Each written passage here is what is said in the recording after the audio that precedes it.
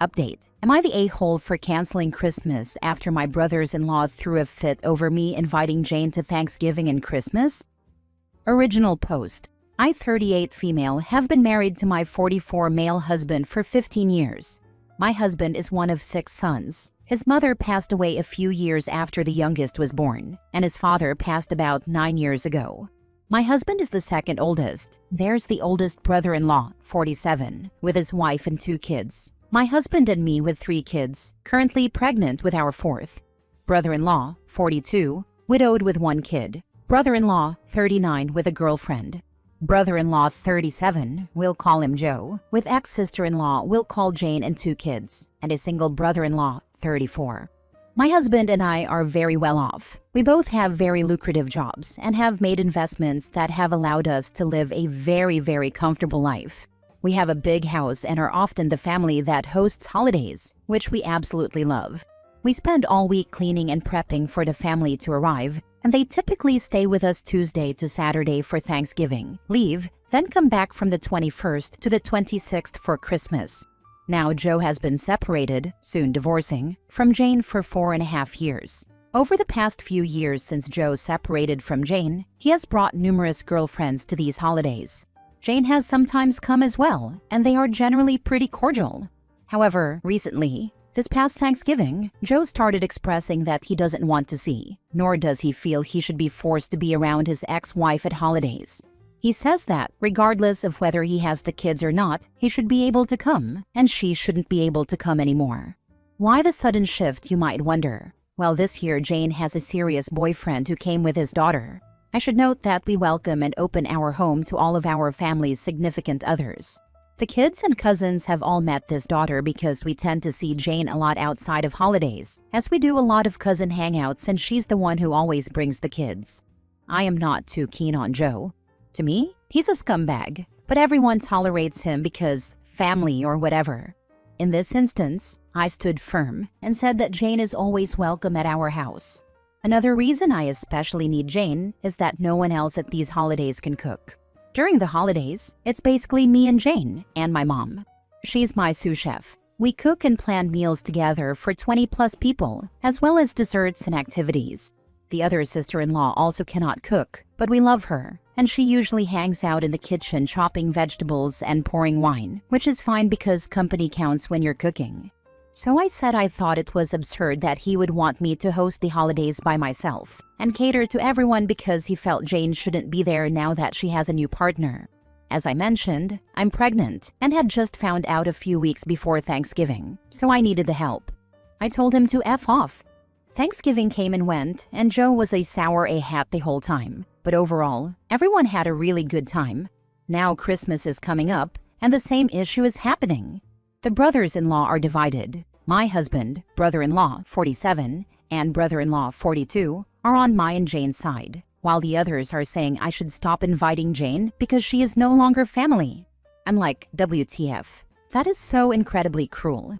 Also, she's my friend, and y'all are out of your damn minds if you think I'm going to shoulder the holidays by myself. Especially because none of the brothers-in-law actually help. We don't expect or want anyone to contribute, especially if they can't cook. But that doesn't change the physical toll it takes to make all of this happen.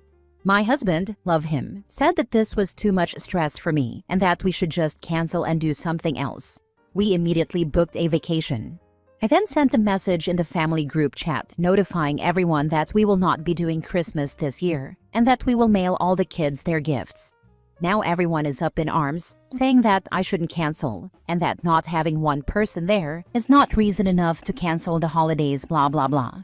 My husband kind of chewed them out, saying that Jane is not some stranger or random person. She's been part of the family for 20 years, and she and Joe started dating in high school. He also said they don't get to take all the benefits of the holidays, not help at all, and then demand that I do everything alone, just because Joe is in his feelings that she moved on. I told them they could all choke on a candy cane, and if they wanted to have Christmas, they could host, plan, cook, and create the magic with the people they deemed family. So, yeah, am I the a-hole for this? Now for the top comments before reading the update. How would the family feel if Joe stopped coming to holidays because of this, or if they get split in half? Eventually, Jane will probably end up going to her new significant other's family's house for holidays. Also, how does the new SO feel about going to her ex's family's home for the holidays? I'm genuinely curious. Honestly, he's so obnoxious and always wants to be the center of attention. He drinks too much and thinks he's God's gift to ladies. He is attractive, but he has such a crappy attitude. Last Christmas, we got all the kids bikes, and he hopped on his oldest son's bike to show the kids how he could do cool tricks, and ended up running into the stairs and getting the bike wheel stuck. His son was so sad, and he didn't even get to be the first one to ride it. We got him another bike. Ironically enough, it was my husband and Jane's new boyfriend who taught him how to ride it. Whenever he's at events, people are always apprehensive because he always tries to steal the spotlight. It's exhausting. But when he's being decent, he's actually not that bad to be around. It's just that more often than not, he's that person. Calling her an ex-sister-in-law is just so rude. She's the mother to your nieces and nephews. She will always be your sister-in-law. Forever, she was at the birth of all my children. And every time one of them was born, she would stay over for weeks to help postpartum. She would be homeschooling her kids and helping with mine. My husband said he would disown his brother before he disowned her.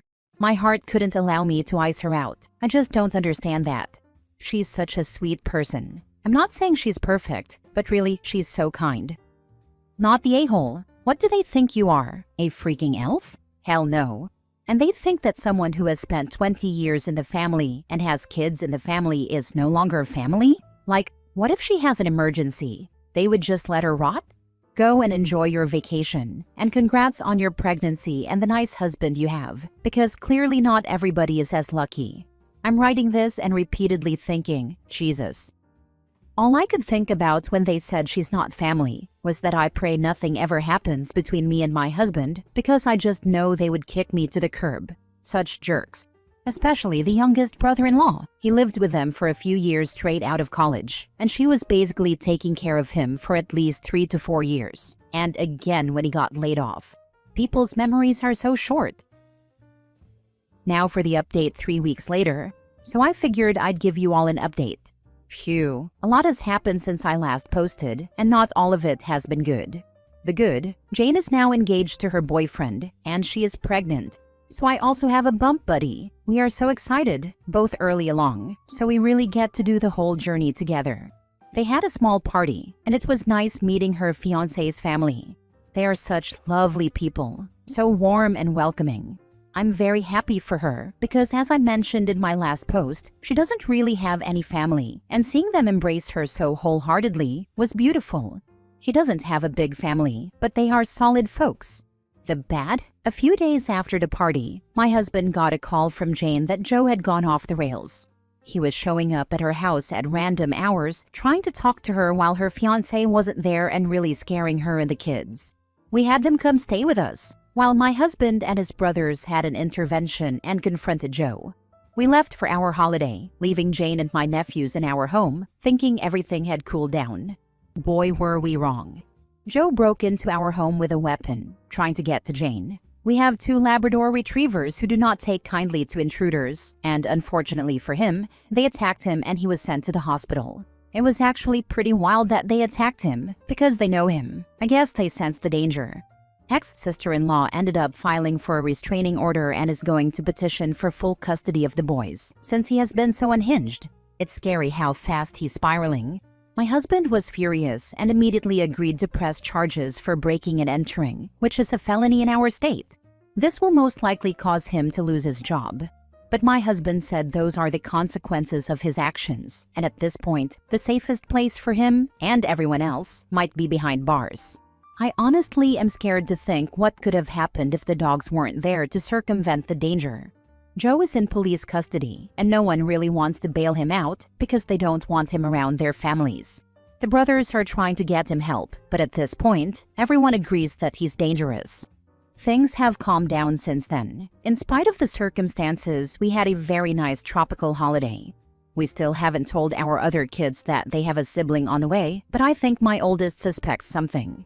He's been watching me way too closely, but hey, this isn't his first rodeo LOL. When we get back, we plan to host a quiet New Year's Eve party for the family. We want to bring in the new year with the ones we love and try to give everyone something to look forward to. Jane is back at her house with her fiancé. She volunteered to help plan the New Year's Eve party and set up games for the kids. Such a sweetheart. My other brothers-in-law have since apologized to both of us and, as penance, they will be watching all the nibblings and handling cleanup duty for the New Year's weekend. I hope Joe gets himself together, but right now we are focusing on celebrating and ending the year on a positive note. It's a bittersweet ending to the year, but that's how life is sometimes. Happy holidays, Reddit. Ex-sister-in-law is pregnant. A lot of dogs tend to get extra protective of pregnant women, even if the attacker is someone they know. That's my experience anyway. Glad everyone is okay, especially Jane and the kids. That makes sense. I've never known an aggressive retriever and was trying to figure out what happened. But I bet you're right. Protecting the pregnant pack from aggressive males is very common in the animal kingdom. Those puppers better have gotten a reward of steak. I second this. Spoil them absolutely rotten, LOL. I'm not surprised by Joe's actions. When OP mentioned he was bringing other women around and then suddenly took issue with his ex when she got a new boyfriend, I knew he likely had only brought the other women to make her jealous. Typical behavior from guys like him to lose their mind when their target moves on and seems happy without them. Oh my, Joe definitely sounds really dangerous. I'm happy to hear that no one is bailing his butt out. I hope your dogs got some good treats for keeping sister-in-law safe, and I'm so glad they were there to protect her. I'm kind of curious how Joe even knew she was there. It's really unfortunate that he broke into your house. I hope he didn't cause too much damage. Too bad he wasn't in jail prior to Christmas dinner, so you guys could have enjoyed it as a family without having to worry about him showing up and being an a-hole. And congratulations on the pregnancy. Last story. Am I the a-hole for telling my paternal grandparents on Christmas Day that my brother and I hate them for insulting our dead mom all the time? My mom died when I, 16 female, was 5, and my brother, 18 male, was 7. 2.5 years after my mom died, our dad started dating our stepmother, and he introduced us after they had been dating for 6 months. That meant it was 3 years after mom died. Around that time, my grandparents started saying mom was selfish and a bad mother because she hadn't asked my brother and me or made us promise to love and accept a new mom. They blamed her for us not being happy about our stepmother at first. They blamed her because we said we didn't want her to be our new mom, which is what our grandparents called her. And because Dad then figured out a way for our stepmother to not take on the primary parent role and gave us space to feel however we wanted about her. Dad did admit one time that he hoped we would grow close enough to one day love her and consider her our bonus mom or second mom. But he never pushed for it, and he never made us feel bad about it. Our stepmother kind of expected to take on the primary maternal or mom role since we lost our mom so young. It was an adjustment for her to be a step-parent and to be secondary in the way she would have been if mom were alive and our parents were divorced. But she did settle into it eventually, and things worked out fine. But our grandparents consider it mom's failing that we don't accept our stepmother. Every time we see them, they make some kind of negative comment about mom. Usually my dad is out of the room when it happens, but sometimes he's there and tells them to stop when he hears it. One time my grandmother went on a crazy rant where she said mom was the ultimate selfish, possessive baby mama who couldn't stand the thought of her kids loving and being loved by another woman in a motherly way and didn't set the markers for it to happen. She said mom should have died when we were babies, so we had no memories and were free to move on without her, and that she should be a thing of the past like she was supposed to be, because she was dead. Dad lost it with her that day, and we didn't see them for over a year until my grandmother apologized to Dad. My brother and I weren't in the room, so nobody knew we heard it, but we did. Yesterday was the first time my brother wasn't present for Christmas. He went to our mom's family, and my grandparents were going on and on about how surprised they were that he hadn't come around to visit. They knew he wasn't speaking to them, and for a year or two now they've picked up on the fact that neither of us likes them. But his no-show for Christmas sparked a ton of talk about it. Dad told them it was his choice and all that, but they wouldn't stop. Then they started focusing on the fact that I looked like I'd rather not be there, and how hurtful it was because they love me like they love my brother, and we treat them so unfairly. I got so mad when they said it was unfair, and I told them the reason we hate them so much is because they keep insulting mom. I pointed out that she's our dead mom, not even a living person who can defend herself. I told them we lost all respect and liking for them after that, and the more they said, the more we hated them. My grandmother was speechless, and my grandfather tried to argue back, but Dad told him not to say a word and took me home. My stepmother stayed there for about an hour before she got back. Dad apologized for not doing better and told me he never would have kept them around if he knew we could hear. Then my grandparents started calling and texting all afternoon and night. I think I can still hear Dad's phone ping with text notifications. I know I was talked about and that they told Dad I should be disciplined for speaking to them that way. I told my brother what happened and he said he wished he'd done it, but couldn't stomach seeing them anymore. Am I the a-hole? Not the a-hole. How the heck is a deceased woman to blame for something she could never have had a hand in? Your grandparents are vile excuses for humans, and I would cut contact. I can't understand how hateful they are toward your mom, and the comment that she should have died sooner is something I would never forgive. They think that because she was sick and knew she could die, and likely would at the end of her life, that she should have prepared us. She didn't have a talk with Dad about him moving on either, and that also pissed them off. They felt like we all should have gotten her blessing, and that she should have encouraged him to find another wife, and for us to accept a new mom because she wasn't going to be here. I'm glad you felt comfortable taking them on. The shame is on them, and you handed it back to them in full force. Going forward, I can't see a reason for you or your brother to subject yourselves to that. Stepmom and Dad get bonus points if they side with you and your brother and stop seeing them, as it always turns into you children and your mother, may she rest in peace, being insulted. Your grandparents really don't like you or your mother. There's no need to ever see them again.